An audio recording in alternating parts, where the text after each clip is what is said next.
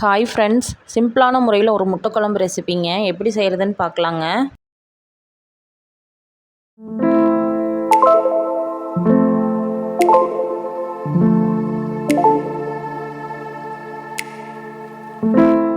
First masala அரைச்சிக்கலாங்க. அதுக்கு ஒரு மூடி தேங்காய் எடுத்துருக்கேங்க, சின்ன வெங்காயம் ஒரு 8 பல் எடுத்துருக்கேங்க, இஞ்சி கொஞ்சம் எடுத்துருக்கேங்க, பூண்டு வந்து ஒரு முழு பல் எடுத்துருக்கேங்க. தேங்காய் வந்து சில்லாக போட்டதுனால அதை நல்லா கொரன்னு அரைச்சிக்கிறேங்க.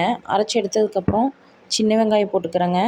நம்ம எடுத்து வச்சுருக்க இஞ்சி பூண்டு போட்டுக்கிறேங்க. சோம்பு கொஞ்சம் போட்டுக்கிறேங்க.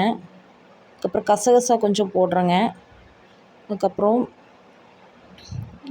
மிளகாப்பொடி வந்து ஒரு 1.5 ஸ்பூன் போடுறேங்க.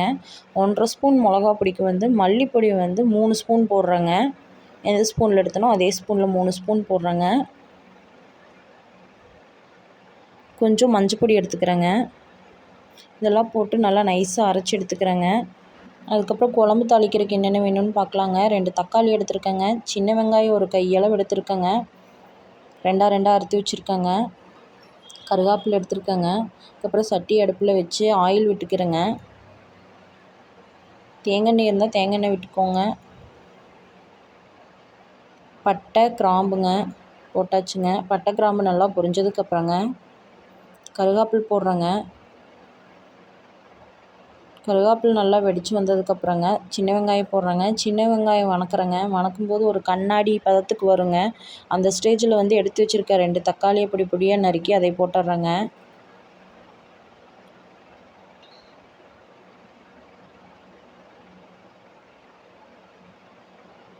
அதுக்கப்புறம் தேவையான அளவு உப்பு போட்டு நல்லா வணக்கி விட்டுக்கலாங்க. தக்காளி நல்லா முழுசாக வணங்க விடக்கூடாதுங்க. தக்காளி ஒரு 3/4 பதம் வணங்கினதுக்கப்புறம் நம்ம அரைச்சி வச்சுருக்கிற மசாலா ஊற்றிடணுங்க. இல்லாட்டிங்க ரொம்ப புளிப்பு வாசம் ஆயிருங்க குழம்பு.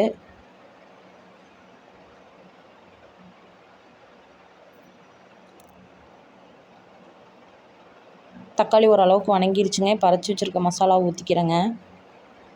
அரைச்சி வச்ச மசாலாவை ஊற்றி நல்லா தண்ணி ஊற்றக்கூடாதுங்க. மசாலா வந்து நல்லா பபிள்ஸ் விட்டு நல்லா வணங்கணுங்க. அதுக்கப்புறம் தான் தண்ணி விடணுங்க.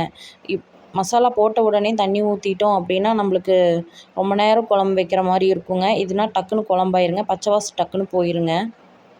பச்சை வாசம் போனதுக்கப்புறம் தேவையான அளவு தண்ணி ஊற்றி கொதிக்க விடுறேங்க. உப்பு காரமெல்லாம் பார்த்துக்கிறேங்க. நான் போட்ட அளவே எனக்கு சரியாக இருந்ததுனால நான் விட்டுட்டேங்க. உங்களுக்கு தேவையான அளவு தேவைன்னா இன்னும் கொஞ்சம் போட்டுக்கோங்க. குழம்பு ஓரளவுக்கு ஆயிடுச்சுங்க. 3/4 பதம் ஆயிடுச்சுங்க. குழம்பு பச்சை வாசம்லாம் போயிடுச்சுங்க. இப்போ வந்து முட்டையை வந்து உடச்சி ஊற்றிக்கிறேங்க. அங்கங்கே உடச்சி ஊற்றிக்கிறேங்க. 6 முட்டை எடுத்துருக்கேங்க. 6 முட்டையும் அங்கங்கே ஒரு முட்டைக்கு ஒட்டாத அளவுக்கு உடச்சி ஊற்றிக்கிறேங்க.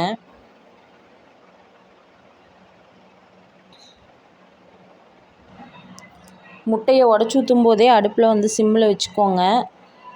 சிம்மில் வச்சுட்டு முட்டையை உடச்சி ஊற்றி ஒரு 1/4 மணி நேரம் வேக விடுங்க. முட்டை நல்லா வெந்துருங்க. அப்படியே முழுசாக முட்டை சூப்பராக இருக்குங்க. உடஞ்சி வெந்து சூப்பராக இருக்குங்க முட்டை. குழம்பு நிஜமாவே சூப்பராக வந்திருக்குங்க. இந்த மாதிரி நீங்களும் வீட்டில் ட்ரை பண்ணி பாருங்கள். ட்ரை பண்ணி பார்த்துட்டு எப்படி இருந்ததுன்னு கமெண்டில் சொல்லுங்கள்.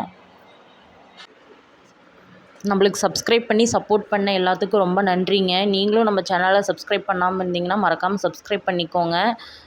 வெற்றிகரமாக வந்து எனக்கு வந்து ஒரு 50 சப்ஸ்கிரைபர் ரீச் பண்ணிட்டேங்க. ரொம்ப சந்தோஷமாக இருக்குதுங்க. எனக்கு சப்போர்ட் பண்ண எல்லாத்துக்கும் ரொம்ப நன்றிங்க.